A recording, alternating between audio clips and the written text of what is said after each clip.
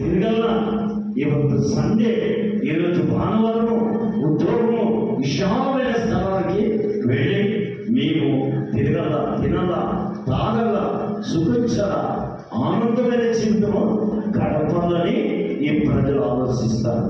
దేవుడు ప్రజలు ఒక దేవుడు వాటి క్రైస్తవులు ఆలోచిస్తాడు. ఆ బిడ్డ బాధపడే దేవునికి ఇష్టం లేదు. కాబట్టి ఇంకో విషయం మనం చూస్తున్నాము. అదే 50వ అధ్యాయంలో మనం 10వ వచనంలో చూస్తే, నా యొక్క ప్రజలను నేను చేస్తున్నట్ట మీరు నాకు ఇష్టం లేదు కదా. దేవుని సన్నిధిలో ఇష్టం లేదు. ఏది ఇష్టం లేదు? నీ గొర్రెలు, నీ మేకలు, కాడలిరువా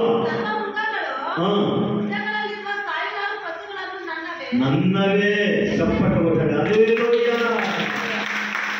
ఓ మానవుని, ఓ మానవుడా, నీ గొర్రెలు నీ పశువులను వధించబడడానికి నా చేత కాదా?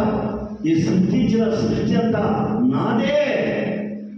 నేను నాకు ఇష్టమైనది, నీకు ఇష్టమైనవి యాదో ఎలుగుపడినవి, కుంటివి గుడ్డివి కన్నుగారకుడివి మూవివి నీవు సమర్పించవచ్చు. అయినా నాకి ఈ యొక్క అడవిలో ఉండే పశువులు జంతువులు అన్నీ నావే.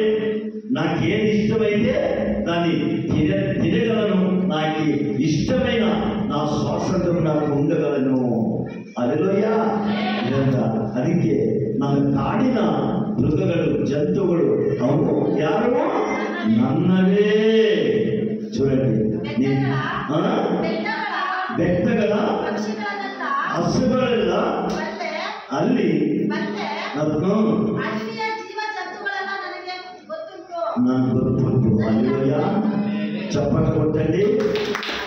ఈ అడవిలో ఉండే పక్షులు ప్రాణులు కింపలన్నీ కూడా ఎన్ని ప్రాణులు ఉన్నవి, ఎన్ని జంతువులు అంటే తన తగినంత కాలానికి ఆదరించే దేవుడు. ఆయన లెక్క ఉంటాయి. మన పశువుల్లో ఏదైనా మనం ఉంటే లెక్కలేవా? మన కోళ్ళు కానీ గొర్రెలు కానీ మనకి ఎన్ని ఉంటాయి? లెక్కింపు ఉంటాయి. దేవుడు కూడా ఈ ప్రపంచం నుండే జీవ రాశి కోటులన్నిటి కూడా ఆయన ఏమంట 336 కోటి జీవతో నివాసించే దేవుడు.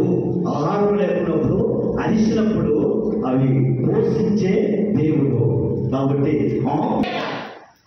చూడండి, దేవుడు ఎంత వారం మనకి ఈ రోజు ఆరాధనకు వచ్చిన దైవదాసులైన మనము ఆత్మస్వరూపుని మనము ఆరాధించడానికి, మనం కనపరచడానికి, మహిమపరచడానికి